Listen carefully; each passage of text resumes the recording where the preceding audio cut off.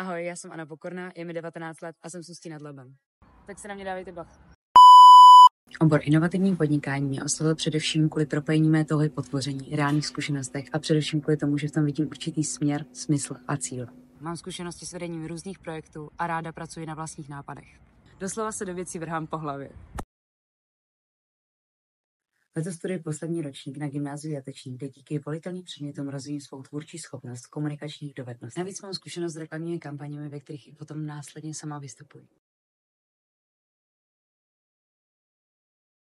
V rámci školy jsem dostala také nabídku zahrát si ve videoklipu, který má dnes na YouTube už skoro 5000 hlédnutí. Na podzim jsem dostala příležitost pořádat akci pro VIP zákazníky na naší prodejně, kde jsme s kolegyněmi vytvořili koncept představení nových produktů společně s jejich odprezentováním. V současné práci jsem se nejvíce naučila soběstačnosti. Jsem zvyklá a naučená řídit celý chod prodejny. Starám se o veškeré finance a statistiky za celý den.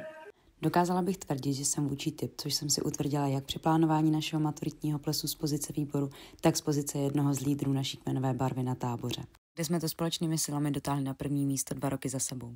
Kromě doposud zmíněných zkušeností můžu do týmu přispět skrze fotografování. V 15 letech jsem si za své první vydělané peníze pořídila zrcadlovku. No a teď? Teď už mám za sebou pár slušných firemních akcí. Jako například focení maturitního plesu anebo večírek pro 250 lidí. Už vyhlížím budoucnost na týmy Akademie. A doufám, že se vidíme v druhém kole.